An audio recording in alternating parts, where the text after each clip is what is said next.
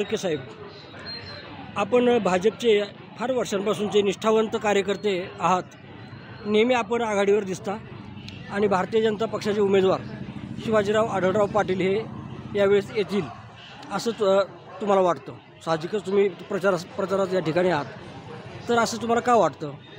शिवाजीदादा या 2024च्या लोकसभेमध्ये मोदीजींचे हात बळकट करण्यासाठी निवडून येणार हे त्रिवार सत्य आहे. म्हणजे कुठलंही संकट आलं तरी दादांना विजयापासून कोणीच रोखवू शकत नाही. त्याचं कारण असं आहे की मागच्या वेळेला मी ज्या समाजातून येतो त्या माळी समाजाच्या बऱ्याचशा लोकांनी, बहुतांश लोकांनी कोल्हे साहेबांना मतदान केलं, परंतु ते त्या विश्वासाला पात्र राहिले नाही. त्यांनी कुठल्याही समाजाचं, माळीच नाही कुठल्याच समाजाचं काहीच काम केलं नाही. ज्या शिरूर लोकसभेमधून ते निवडून येतात त्या लोकसभेमध्ये 1 रुपयाचा निधी त्यांनी आणला नाही. त्यांना खासदार म्हणून जो निधी मिळतो त्याच्यातला 80% निधी हा परत गेला. निधी वापरला नाही म्हणून तो परत गेला. तर मग जर 80% निधी जर परत जात असेल, अशा खासदाराला जर तो निधी आपल्या मतदारसंघामध्ये खर्च करण्यासाठी वेळही नाही आणि कामही सापडत नाही, तर अशा खासदाराला कशाला निवडून द्यायचं? हे धरती के बोझ आहेत. जे लोकांसाठी काय करू शकत नाही ना, त्यांना लोकांमध्ये येण्याचा काय अधिकार नाही. ते अभिनेते आहेत, त्यांनी तिथं छान दिसतात, त्यांनी तिथलं काम करावं. आम्ही 200-500 रुपये तिकीट देऊन त्यांचे कार्यक्रम पाहू आणि त्यांना वाहवा पण करू. पण त्यांनी कृपा करून या जनसेवेमध्ये भाग नाही, मनोरंजनामध्ये भाग घ्यावा फक्त, असं आम्हाला वाटतं. ते संसदेमध्ये अतिशय उत्कृष्टपणे बोलतात, वेगळे प्रश्न मांडतात, बाजू मांडतात, त्याबद्दल त्यांचं सगळं संसद रत्न म्हणून देखील.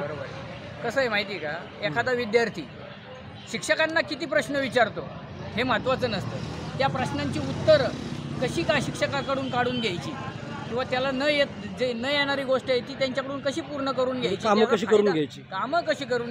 सांगायचं काय, मतदारसंघामधले फक्त प्रश्न मांडून प्रश्न सॉल्व्ह होत नाही. ते प्रश्न सॉल्व्ह करण्यासाठी त्याचा पाठपुरावा केला जातो. तर त्यांना जर मतदारसंघात यायलाच वेळ नाही तर ते पाठपुरावा करायला कधी जाणार? म्हणून तो 80% निधी परत गेलेला आहे. ठीक आहे सर, ओके. हां, नाव काय तुमचं? चौधरी श्रीकांत चौधरी. हां, तर शिरूर लोकसभा निवडणूक आता ह्याच्यामध्ये रंगामध्ये आलेली आहे. तर याच्यामध्ये प्रामुख्याने 2 उमेदवार उभे आहेत. इंडिया आघाडीचे डॉक्टर अमोल कोल्हे आणि महायुतीचे शिवाजीराव आढळराव पाटील. तर यांच्यापैकी आपल्याला कोण निवडून यायचे असं वाटतं? आमच्या हिशोबाने अमोल कोल्हे निवडून येण्याची आवश्यकता आहे. आणि असं तुम्हाला कशामुळे वाटतं? कारण त्यांनी शेवटपर्यंत साथ सोडली नाही.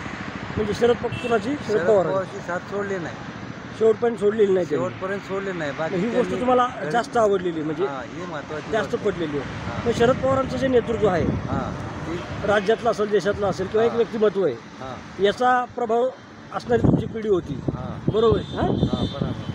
तर शरद पवार हेच आज देखील महाराष्ट्रातले सर्वोच्च नेते आहेत असं तुम्हाला वाटतं? महाराष्ट्रातले सर्वात मोठे नेते शरद पवारच आहेत अशी तुमची भावना आहे म्हणा, किंवा भावना आहे? म्हणजे त्यांनी नेतृत्व करून दाखवलं आहे, तसं बाकी त्यांनी अजून काय केलं आहे? हां, त्यांनी ते आहे ते पिठवतं एका वर्षात. बरं का नाही? तर त्याचा फायदा हा डॉक्टर अमोल कोल्हेला होईल असं तुम्हाला वाटतं? म्हणजे वाटतंय, शक्यता तर आहे. मग आता ते गोष्ट काय सांगता येईल. ठीक आहे काका, धन्यवाद.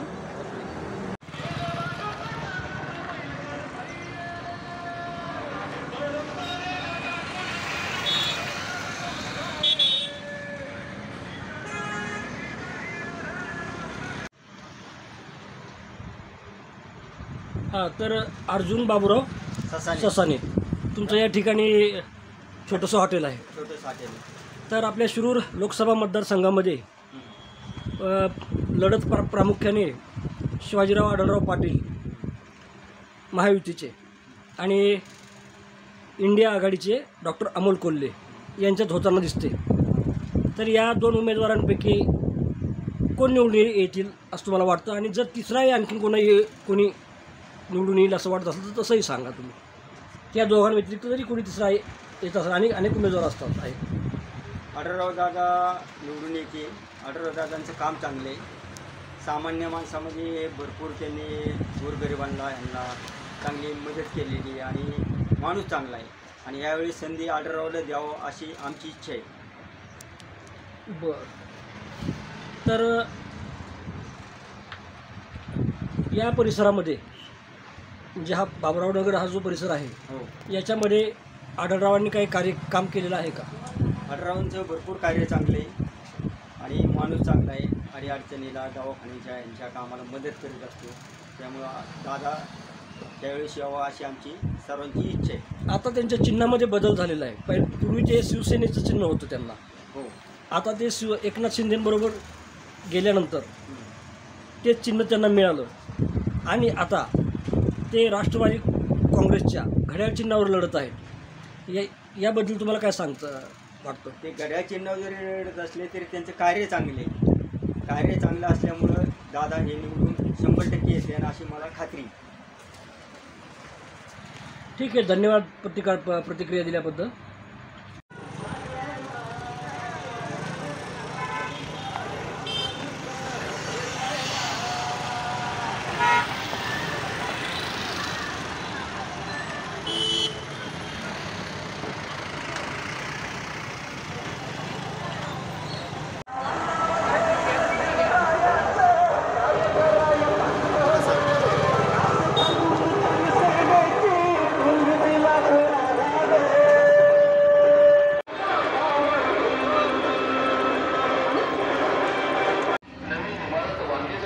आपल्या शिरूर लोकसभा मतदारसंघामध्ये प्रमुख लढत शिवाजीराव आढळराव पाटील आणि अमोल कोल्हे, डॉक्टर अमोल कोल्हे यांच्यामध्ये आहे.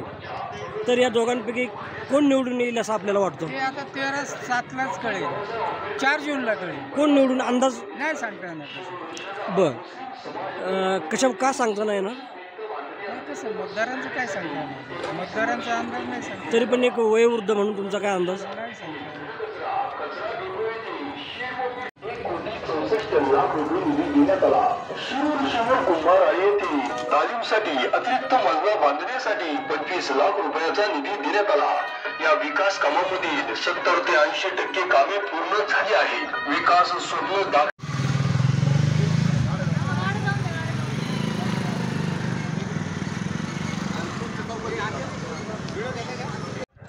वैयक्तिक मत कसं सांगावं? तरी पण दोघांपैकी कोण जास्त निवडून येईल असं वाटतं? लोकांची चर्चा कोल्हेबद्दल आहे बरं का, आहे. कोल्हे निवडून येतील असं तुम्हाला वाटतं? लोक म्हणतात तुम्हाला वाटतं, तुम्हाला व्यक्तिगत काय वाटतं? माझं वैयक्तिक मत कसं देता येईल असं होतं कोणाचं. तरी पण समजा जास्त जोर कोणाचा आहे म्हणा, किंवा हा जोर मग इथं फार जोर नाही तसं, पण लोकांची चर्चेतून थोडं ऐकायला मिळतं. बरं, ठीक आहे. तुमचं नाव काय? मी घनवट, पूर्ण नाव? सदाशिव घनवट. राहणार इथंच राहतो बापनामाळ्यात. बापनामाळ्यामध्ये. ठीक आहे, ओके, धन्यवाद सर.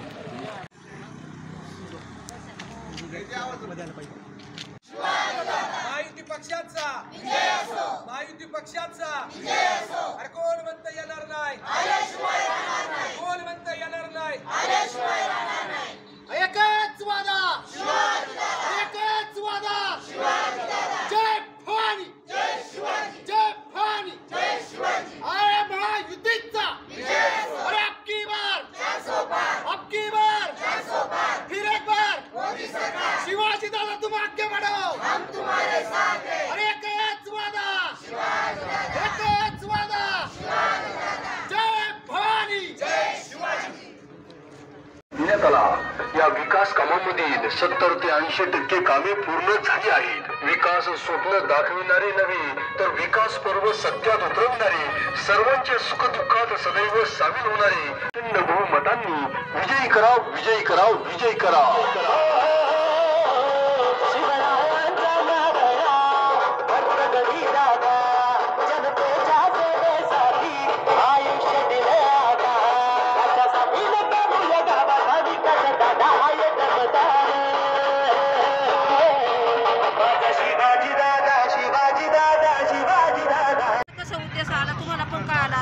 आता शिवाजीराव आढळराव पाटील आणि डॉक्टर अमोल कोल्हे दोन लोक उभे आहेत.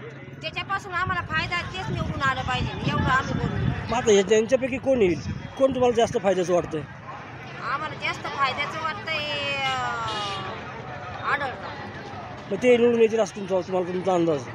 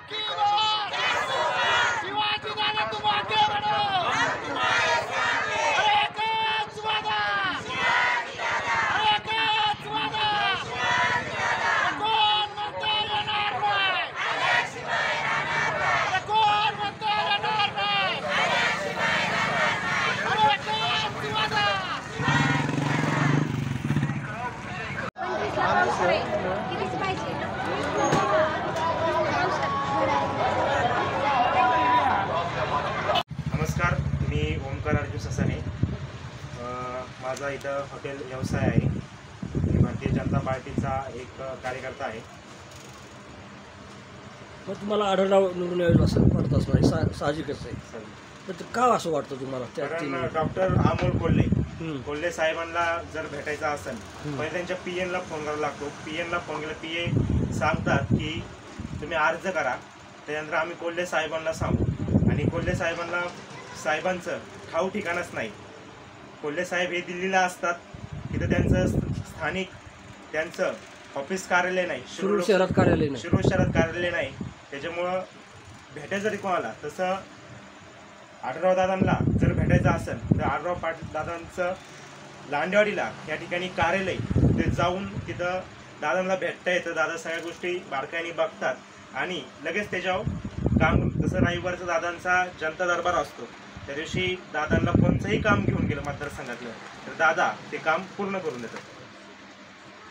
डॉक्टर अमोल कोल्हेंचं असं ऑफिस कुठं आहे? सुरूला नाही हे तर सर्वांना माहितीच आहे, परंतु दुसरीकडे कुठं आहे का की जिथे लोक जाऊन? नाही, असं कार्यालय असं आढळराव दादांचं ह्यांचं अमोल कोल्हेंचं जसं आढळराव दादांचं कार्यालय लांडेवाडीला आहे तसं अजूनपर्यंत 5 वर्षामध्ये त्यांचं कार्यालयाचा पत्ता सगट नाही. त्यांच्या भागामध्ये तिकडे पण नाही. पत्ता सर्वसामान्य माणसाला जायचं कुठं, भेटायचं असं तर भेटणार कुठं ना. कोल्हे साहेब तर प्रथम गोष्ट म्हणजे मतदारसंघामध्ये भेटायचं म्हणजे भेटणं तर लांबच राहिलं. ते 5 वर्षात आले सगळं नाही मतदारसंघामध्ये.